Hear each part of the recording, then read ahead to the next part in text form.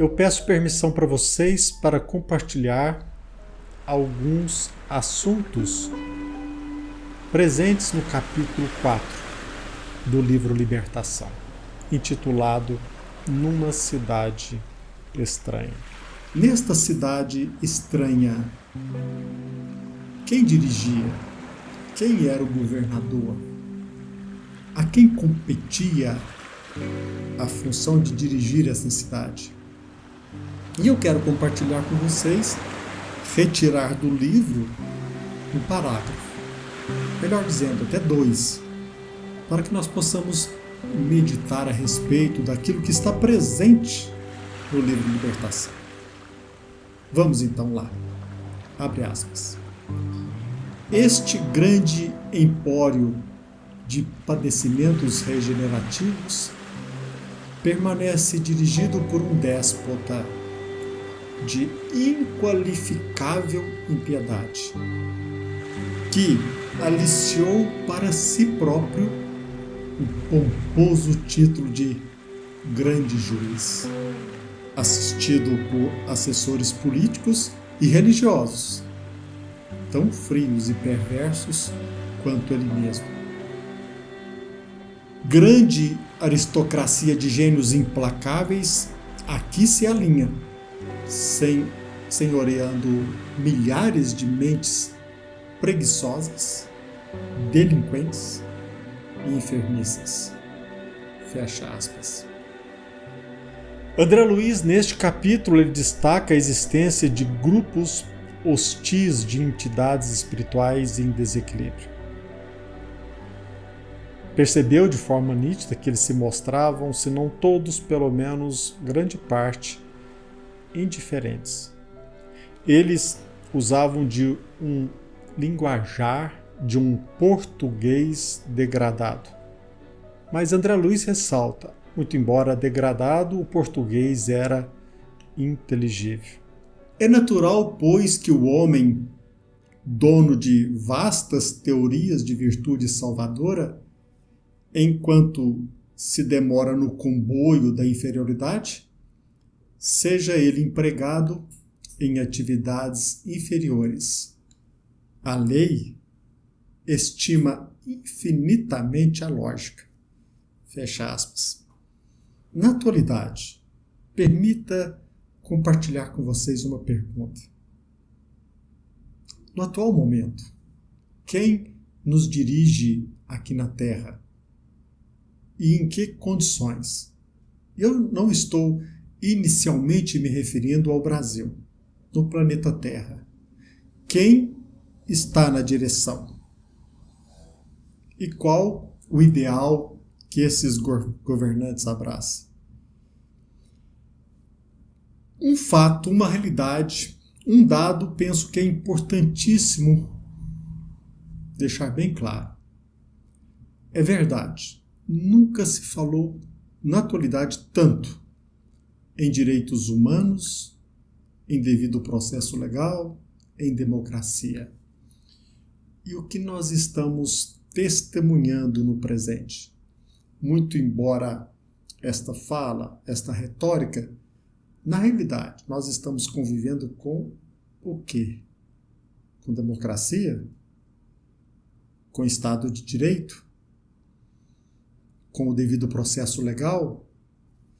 Ou com autoritarismo, censura, estado de exceção e até mesmo hipocrisia? Não sei se vocês perceberam, mas existe numa dessas frases, ali no livro Libertação, a expressão grande juiz. Esta expressão te faz lembrar de algo semelhante aqui no Brasil? E eu pergunto a cada um de nós que levantamos a bandeira do Evangelho de Jesus Cristo, o que nós estamos fazendo com as nossas inúmeras teorias de virtude salvadora? O que nós estamos fazendo com estas teorias que nós abraçamos em nome de Jesus Cristo? Nós estamos nos acovardando pelo medo, escondendo-nos na hipocrisia, na preguiça, na indiferença? Estamos sendo verdadeiramente caridosos e cristãos? Ao ler este capítulo, nós iremos perceber que, de forma clara, esta sociedade de espíritos, esta sociedade era governada pela tirania, onde os espíritos desencarnados submetiam-se a representantes poderosos arbitrários. Organizações em torno do poder, espíritos que usavam o poder, organizavam-se em torno de posturas, atitudes, condutas criminosas, ou seja, organização criminosa. Eles usam ali, André Luiz deixa bem claro, títulos, pomposos títulos. Muito embora inteligências vigorosas, usavam destes pomposos títulos espíritos no comando, espíritos cruéis, com o objetivo de, através do poder, vampirizar aqueles espíritos desencarnados, como nós hoje percebemos de forma nítida que somos vampirizados como povo.